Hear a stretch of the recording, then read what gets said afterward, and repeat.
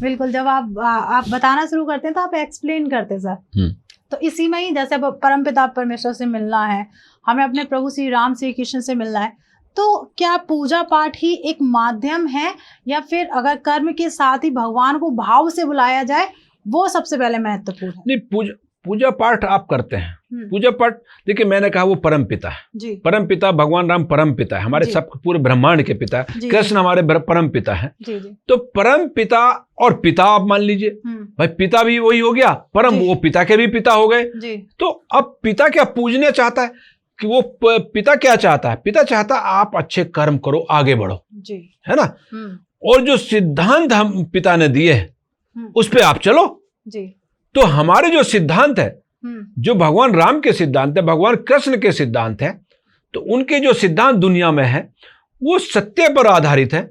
उनको एनालिसिस आप देख सकते हैं, कहीं पर कोई गलत काम नहीं है, चालाकी नहीं है, छल नहीं है, तो वही सत्य माना जाता है। और सत्य ही ईश्वर है। बिल्कुल, क्योंकि सत्य वो चीज है, सत्य को छिपा नहीं सकते आप दबाओगे, जो सत्य करा उसको मारोगे, लेकिन सत्य तो रहा, सत्य तो यही ईश्वर है। तो इस तरह से आप लेकर चलना है। तो सत्य तो पूजना है, जो आपने बताया, पूजने की जो पक्ति है, वो लोग कहते हैं पहले पूजना चाहिए तब भगवान मिलेंगे। अरे भाई साहब, मैं ये पूछना चाहता हूं कि भगवान पूजने से मिलते हैं? कि पिता जब सामने बैठा है कि भगवान तो है, लेकिन पूजने से कभी खुश नहीं होंगे। अब उनके सिद्धांत अगर मानेंगे तो बहुत खुश होंगे। जैसे पिता के पास आए, पिता के पैर दबाने लगे, है ना, पिता को पूजने लगे, आरती करने लगे, तो पिता क्या यूं कहेगा, भाई तुम पास मत हो, कि तुम जो फेल हो जाओ, या इंजीनियरिंग में फेल हो जाओ, या तुम स्कूल में जाओ वहां फेल हो जाओ। तो पिता चाहता पूजो, लेकिन उसके सिद्धांतों को मानो, जो वो कह रहा कि आपको फर्स्ट क्लास लानी है, कर्म करो पहले, उसका कर्म करो, तो वही पूजनीय प्रभु, वही पूजा जा रहा है। अब हम भगवान राम के पास गए, भगवान राम ने राक्षस विहीन पृथ्वी कर दी थी, कोई राक्षस नहीं छोड़ा था। आज लोग तो सोचा अब राक्षसों की संख्या बढ़ गई, तो राक्षसों पर नाम रखने लगे, रावण को महिमा मंडन करने लगे, और अपने वंश का बताने लगे। तो ये राक्षस प्रवृत्ति बढ़ने लगी, क्योंकि उन्होंने सोचा शॉर्टकट में ये है, कोई एमपी बन जाएगा, कोई एमएलए बन जाएगा, लेकिन उससे होना कुछ नहीं है। परमपिता परमेश्वर उससे खुश नहीं होने कि आप सीधा जो है वहां तो फेल हो गए। जब फेल होने का मतलब है, जैसे अब जो एमपी हुआ, एमएलए हुआ, वो समाज में आकर तो फेल हो गया, और वहां जाकर रावण नाम लिख रहा, तो रावण तो सिद्ध हो गई, तो तू बचेगा नहीं, है ना। उधर भगवान भी नहीं छोड़ेंगे तेरे को। भगवान तो सत्य पर आधारित है जी। उसके सब, तू कितने दिन के लिए आया? 10 साल के लिए भी नहीं आया यहाँ। अब मैं एक इसमें टॉपिक एक रख रहा हूं कि इंसान की आयु कितनी होती है। जब आयु के ऊपर बात आई तो मैं दुनिया को बताना चाहता हूं कि इंसान की आयु कितनी होती है। लोग कहते हैं 100 साल जिएंगे, मैं कहता हूं तुम 1,00,000 साल भी जी लो, हाँ। लेकिन आपकी भगवान के सामने आयु कितनी है? क्षण भर में भी, सेकंड के भी करोड़वें भाग के बराबर भी नहीं है आपकी आयु। और वो कैसे है मैं आपको बताता हूं जी। ये ब्रह्मांड,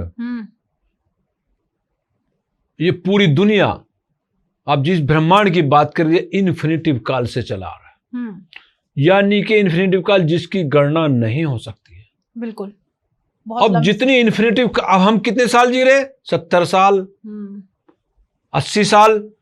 इन्फिनिटिव काल के सामने ये कितना सा हो गया? बहुत, आप गणना भी नहीं कर सकते, इतना छोटा हो गया। तो कितनी होगी भैया आपकी आयु? बहुत, क्षण भर। तो क्षण भर।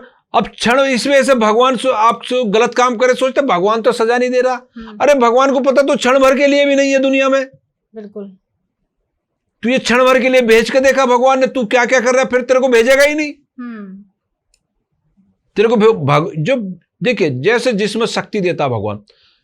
आप किसी कंपनी के मालिक हो जी, कोई कंपनी चलाते हैं, तो जो सबसे अच्छा एम्प्लॉय काम कर रहा होगा उसको ही तो पावर बढ़ाओगे, सैलरी बढ़ाओगे, सारी बढ़ाओगे। बिल्कुल। है ना।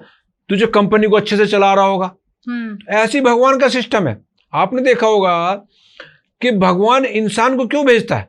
ताकि उसकी दुनिया सही से चल सके। इंसान रूप जो देता है जी, उसकी दुनिया सही से चल सके, क्योंकि दुनिया को चलाने के लिए दुनिया में सही से काम हो सके। ये नहीं वो कमजोर है कि वो सब कुछ ठीक कर देते हैं, लेकिन वो चाहते हैं कि जो इंसान भी सही काम करके मेरे बच्चों को खुश रखे, सबको सही रखे। लेकिन इंसान जानवर से भी बड़ा जानवर होता चला जा रहा है, यानी कि उसी इंसानी प्रवृत्ति खो रहा है। और वो खो रहा है क्योंकि भगवान की जो सही पद्धति है, उस सही पद्धति से काटकर लोगों को गुलाम बनाकर गलत काम करवाया जाता है। तो इस पद्धति पे मैं एक सोचने वाली एनालिसिस के लिए ये बात कर रहा हूं, ताकि आप एनालिसिस करें इन चीजों को और इन चीजों पर आए। तो अब मैंने आयु के बारे में आपको बताया, या अब आप इस आयु से आप देख सकते, ये आप देख लीजिए कहीं पर भी कि दुनिया इन्फिनिटिव काल से चली आ रही है, तो आपकी आयु कितनी होगी जिसकी गणना नहीं करी जा सकती। तो उसके लिए आप क्षण भर के लिए यहाँ कुछ छल कूद करने आए हैं। अब आप उसमें रावण बन जाओ, असत्य बन जाओ, कुछ भी बन जाओ, वो उसके भगवान के लिए बहुत थोड़ी सी। इस वजह से कोई सोचता मैं गलत काम कर, मेरा कुछ नहीं हो रहा, उस भगवान के सामने तुम कुछ भी नहीं हो, भगवान राम कृष्ण के सामने कुछ भी नहीं हो। बिल्कुल।